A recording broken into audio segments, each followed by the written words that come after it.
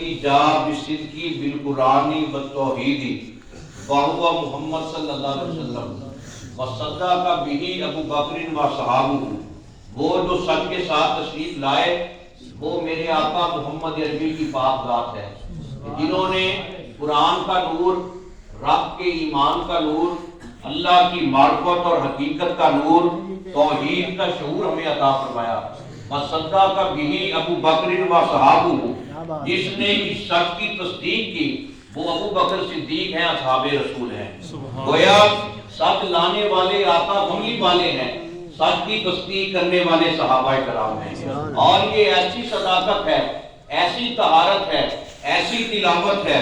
ایسی عبادت و ریاضت ہے کہ جو صحابہ کی عبادت میں، صحابہ کے تقوی میں، صحابہ کے خلوص میں، صحابہ کے ایثار میں شک کرے، اللہ رب العزت اس کو حالت ایمان سے فارغ کر دیتا ہے۔ اس لیے کہ جنہوں نے ظاہری زندگی میں میرے آقا مصطفیٰ کریم صلی اللہ علیہ وسلم کی ظاہری حیات مبارکہ میں جمال مصطفیٰ کی تلاوت کی ہو اسے صحابی کہا جاتا ہے، اور جس کا عالم یہ ہو، جس کا اٹھنا بھی جمال مصطفیٰ، جس کا بیٹھنا بھی جمال مصطفیٰ، جس کی خلوت و جلوت بھی محبت رسول، جس نے میرے نبی کی اقتداء میں نمازیں پڑھی ہوں، جس نے طواف کعبہ کیا ہو تو مدینے والے کا جمال دیکھا ہو،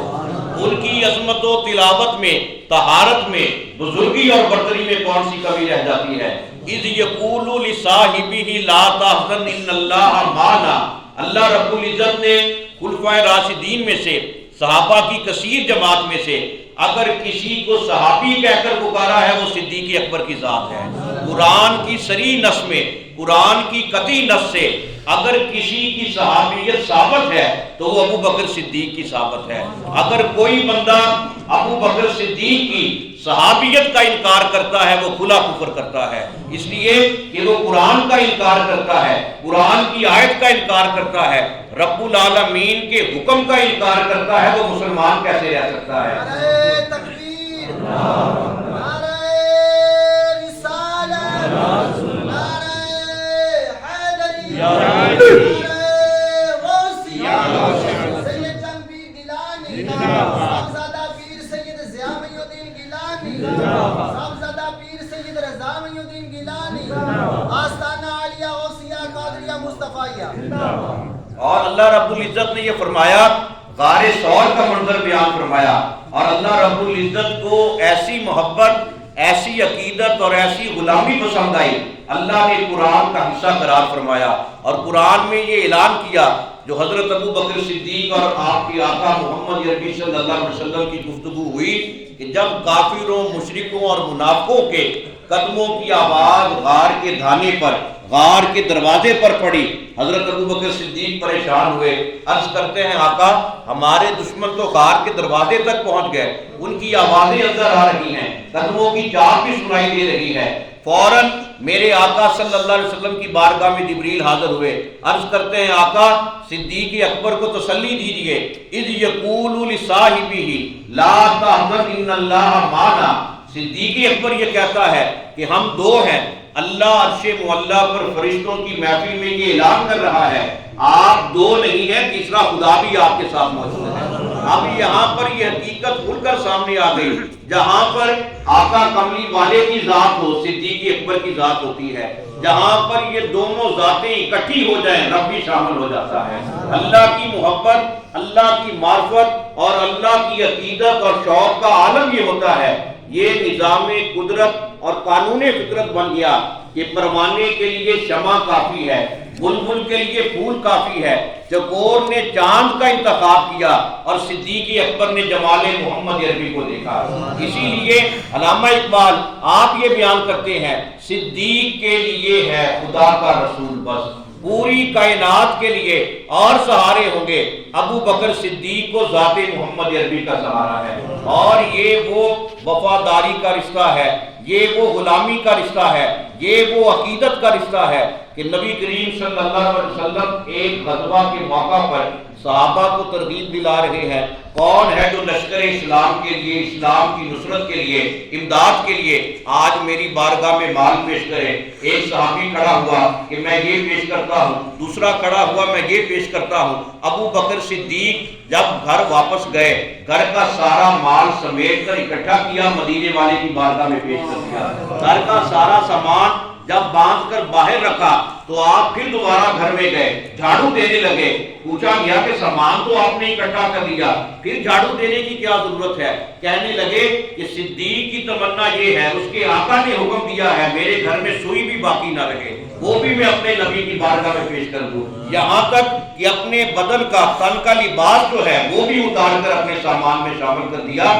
خود اپنا بدن ڈھانپنے کے لیے ٹاٹ کا آپ نے لباس پہنا۔ ادھر حضرت ابو بکر صدیق بارگاہ نبوی میں حاضر نہیں ہوئے، حضرت جبریل علیہ السلام حاضر ہوئے، انہوں نے وہ ٹاٹ کا لباس پہنا ہے۔ میرے آقا بڑے حیران ہوئے، فرمانے لگے کہ اے جبریل یہ کیسا لباس ہے؟ جبریل عرض کرتے ہیں آقا یہ لباس خالی آج میں نے نہیں پہنا، آسمان کے سارے فرشتوں نے بھی پہنا ہے۔ نعرہ تکبیر۔ پھر پوچھا کہ یہ کس وجہ سے؟ حضرت جبریل نے عرض کی آقا آج ابو بکر صدیق نے وہ زہد کی مثال قائم کی ہے، وہ تقوی اور وفاداری رسول کا جذبہ پیدا کیا ہے کہ آج اپنا گھر کا سارا مال آپ کی بارگاہ میں پیش کرنے آ رہا ہے، تن کا لباس بھی پاس نہیں رکھا، وہ بھی سامان میں شامل کر دیا ہے۔ اس نے ٹاٹ کا لباس پہنا، اس کی غلامی اور محبت کو دیکھ کر سارے فرشتوں نے وہ لباس پہنا ہوا ہے۔ جب حضرت ابو بکر صدیق حاضر ہوئے، میرے آقا جانتے تھے، پوچھا اس لیے دنیا والوں کو یہ پتہ چل جائے وفاداری کس چیز کا نام ہے۔ آپ نے یہ فرمایا ما ابقیت لاہلک، اے ابو بکر صدیق گھر والوں کے لیے کیا چھوڑا ہے؟ ابو بکر صدیق عرض کرتے ہیں اللہ و رسولہ، آقا کچھ نہیں چھوڑا، یا خدا کو چھوڑا ہے یا مصطفیٰ کو چھوڑا ہے۔ تو یہ وہ عقیدہ ہے جو صحابہ نے ہمیں عطا کیا، صحابہ کے ایمان نے عطا کیا۔ حضرت سیدنا ابو بکر صدیق نے ہمیں وہ عقیدہ عطا فرمایا، النظر الی وجہ رسول اللہ صلی اللہ علیہ وسلم، کہ میری زندگی کا محبوب ترین عمل یہ ہے چہرہ محمد عربی کا ہو، ابو بکر صدیق کی آنکھیں ہوں، میں ہمیشہ اس جمال کی، اس رخ مصطفیٰ کی تلاوت کرتا رہوں، اپنے دل کو آباد کرتا رہوں۔ تو حضرت ابو بکر صدیق نے اپنا عقیدہ، ایمان اور تقویٰ بتا دیا کہ پوری کائنات کے اعمال ایک طرف، محمد عربی کی محبت ایک طرف، اور یہ وہ جذبہ محبت ہے جو کائنات کے ہر عمل پر بھاری ہے۔ اسی لیے نبی کریم صلی اللہ علیہ وسلم نے اپنی ظاہری حیات مبارکہ میں مصلی رسول پر اگر کسی ہستی کو کھڑا کیا وہ ابو بکر صدیق کی ذات ہے۔ آپ کو افضل البشر بعد از انبیاء بالتحقیق، خلیفۃ المسلمین بلا فصل کا اگر اعزاز ملا تو مدینے والے نے عطا فرمایا، اور یہ وہ شرف ہے، یہ وہ مقبولیت کی معراج ہے کہ حضرت مولا کائنات مولا علی پاک آپ نے بھی خلافت کی بیعت کی تو ابو بکر صدیق کے ہاتھوں پر کی، آپ کی اقتداء میں نمازیں بھی پڑھی، اور دنیا والوں کو یہ بتا دیا کہ اللہ رب العزت نے حضور سید عالم صلی اللہ علیہ وسلم کے گھرانے کو اصحاب رسول کی عظمتوں کا وہ گواہ بنا کر بھیجا ہے کہ جہاں پر صحابہ کی محبت کا ذکر ہوگا اہل بیت کی شان کا ذکر ہوگا۔ یہ دونوں لازم و ملزوم ہیں، اور نبی کریم صلی اللہ علیہ وسلم نے یہ فرمایا کہ حب ابی بکر و شکرہ واجب علی کل امتی، میں اپنے ہر امتی کو یہ حکم دیتا ہوں اگر وہ کلمہ میرا پڑھنے والا ہے، میرا اپنے آپ کو امتی کہتا ہے، میں اسے یہ حکم دیتا ہوں وہ ابو بکر سے محبت بھی کرے، اس کا ادب بھی کرے، اس کا شکریہ بھی ادا کرے، اور پوری کائنات میں جس کسی نے مجھ پر احسان کیے ہیں، محمد عربی صلی اللہ علیہ وسلم نے کسی کا احسان اپنے پاس نہیں رکھا، ہر کسی کا بدلہ دنیا میں ادا کر دیا۔ واحد ابو بکر صدیق کے میری ذات پر اتنے احسانات ہیں، کل قیامت کا دن ہوگا اللہ خود صدیق اکبر کا احسان کا بدلہ ادا کرے گا۔ صحابہ نے عرض کی آقا وہ بدلہ کیا ہوگا؟ نبی کریم صلی اللہ علیہ وسلم نے یہ فرمایا وہ میری محبت کا اجر اللہ اپنے دیدار کی صورت میں عطا کرے گا۔ تو حضرت امام اعظم ابو حنیفہ رحمۃ اللہ علیہ، آپ کا قول حضرت داتا گنجبخش رحمۃ اللہ علیہ کشف المحجوب میں یہ نقل فرماتے ہیں کہ پوری کائنات میں صوفیاء کی صف کے اگر امام ہیں تو وہ حضرت ابو بکر صدیق ہے، جنہوں نے سب سے پہلے تصوف کا اولین درس شریعت مصطفیٰ سے، ذات مصطفیٰ سے حاصل کر کے پوری کائنات میں عام کیا، وہ ابو بکر صدیق کی ذات ہے۔ کہ اگر کوئی فنافی شیخ، فنافی مرشد، اگر کوئی فنافی پیر اپنی ہستی کو دیکھنا چاہتا ہے، وہ ابو بکر صدیق سے سبق حاصل کرے۔ نعرہ تکبیر۔ کریم صلی اللہ علیہ وسلم آپ کے ہر انداز کو، آپ کے قول مبارک کو، آپ کے کردار کے رنگ کو، آپ کے گفتار کے رنگ کو ابو بکر صدیق نے اپنے اوپر ایسا طاری کیا، ایسا طاری کیا، ایک مقام ایسا بھی آیا کہ لوگوں کو پہچان میں مبالغہ ہونے لگا، لوگ اکٹھے ہوئے، اب پتہ نہیں چل رہا تھا کہ غلام کون ہے، آقا کون، سواری سے نیچے اترے، دو سواریاں ہیں، نبی کریم صلی اللہ علیہ وسلم آپ تشریف فرما ہوئے، صدیق اکبر نے اس بات کو بھانپ لیا، جان لیا کہ یہ کیا معاملہ ہے، فوراً اپنا امامہ اپنے سر سے اتارا، جہاں سے دھوپ آ رہی تھی وہاں پر اس چادر کو کر دیا، میرے آقا کو سایہ دیا، دنیا والوں کو یہ پتہ چل جائے جو چادر کے نیچے، امامے کے نیچے، سائے کے نیچے بیٹھے ہیں وہ آقا ہے، جس نے امامہ اتار کے سایہ کیا ہے وہ غلام صدیق اکبر ہے۔ اگر کوئی اور ہوتا خاموش کھڑا رہتا، چپ رہتا، لیکن صدیق اکبر کا عقیدہ یہ تھا ہماری کیا اوقات ہے، ہمیں تو صدقہ ہی محمد عربی کا ملا ہے، اور یہ پنجتن پاک اہل بیت رسول آپ کے ساتھ تو محبت ہے۔ حضرت سیدنا امام حسن، حضرت امام حسین علیہ السلام جب آپ کا چہرہ ابو بکر صدیق دیکھتے فوراً اپنا امامہ اتار کر آپ کے قدموں میں رکھ دیتے، حضرت امام حسن اٹھا کر آپ کے سر پہ رکھتے، تو آپ کہتے کہ عمر میں بڑے ہیں، آپ ایسا کیوں کرتے ہیں؟ آپ فرماتے کہ میں تو ابو قحافہ کا بیٹا ہوں جس کے باپ کو کوئی نہیں جانتا، اگر بڑا بنایا ہے تو آپ کے گھرانے نے بنایا ہے۔ یہ وہ محبت ہے جو اہل بیت رسول کی حضرت سیدنا ابو بکر صدیق نے، صحابہ کے امام نے، عارفوں کے تاجدار نے ہمیں کر کے سکھائی، اور اپنے عقیدے پر، اپنے عقیدے کی پختگی پر اللہ کا شکر ادا کیا کریں کہ حضور قبلہ عالم مرشد کامل پیر سید محمد مصطفیٰ شاہ صاحب گیلانی قادری المعروف حضرت پیران پیر پوترا رحمۃ اللہ علیہ کے صدقے اللہ رب العزت نے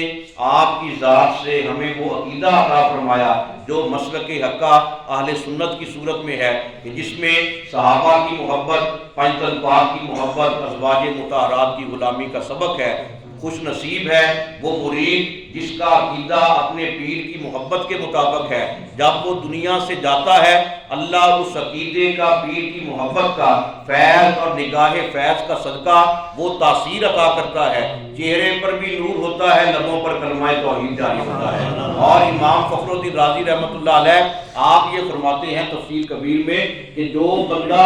اپنے مرشد کامل کا عقیدہ ساری زندگی تھامے رکھتا ہے، پکڑتے رکھتا ہے، وہ بندہ نہ سیدھے رستے سے پھٹکتا ہے، نہ ہی وہ ایمان سے خالی ہاتھ دنیا سے جاتا ہے۔ ادھر آنکھیں بند کرنے کی دیر ہوتی ہے، اللہ کرم کے دروازے کھول دیتا ہے۔ اس لیے باعقیدگی سے اگر بچنا ہے تو وہ عقیدہ اپنائے جو ہمارے مرشد کا عقیدہ ہے، جو پیر کامل کا عقیدہ ہے، جو سر بسر صراط مستقیم سیدھے رستے پر ہمیں گامزن کرنے والا ہے، اللہ کی محبت کا نور عطا کرنے والا ہے، مدینے والے کی اطاعت کا جذبہ بخشنے والا ہے۔ اس لیے آپ تمام پیر بھائی خوش نصیب ہیں کہ حضور قبلہ عالم مرشد کامل پیر سید محمد مصطفیٰ شاہ صاحب گیلانی قادری رحمۃ اللہ علیہ پیران پیر پوترا کے ساتھ ہم سب کی نسبت ہے۔ آل رسول پنجتن پاک کی محبت، حضور غوث پاک کے گھرانے کی غلامی اللہ رب العزت نے ہم گناہ گاروں کو عطا فرمائی ہے۔ اس خوش نصیبی پر اللہ کا شکر ادا کیا کریں اور ہمیشہ اپنے مرشد کامل کی اطاعت، مرشد کامل کی وسیلہ سے اللہ رب العزت کی پاک بارگاہ میں اپنے مناجات، اپنی التجائیں، اپنی فریادیں پیش کرتے ہوئے اپنے گناہوں کی معافی مانگا کریں، اللہ کی پاک بارگاہ میں اس نسبت پر شکر ادا کیا کریں، اپنا خاتمہ بالایمان، خاتمہ بالخیر طلب کیا کریں۔ اللہ رب العزت کی پاک بارگاہ میں التجا ہے خالق کریم حضور قبلہ عالم پیر محمد مصطفیٰ گیلانی کا صدقہ ہم سب کی توبہ کو اپنی بارگاہ میں قبول فرمائے، ہم سب کا خاتمہ ایمان پر فرمائے، ہم سب کو دین میں، دنیا میں، آخرت میں نبی کریم صلی اللہ علیہ وسلم کی رفاقت اور غلامی عطا فرمائے۔ وما علینا الا البلاغ۔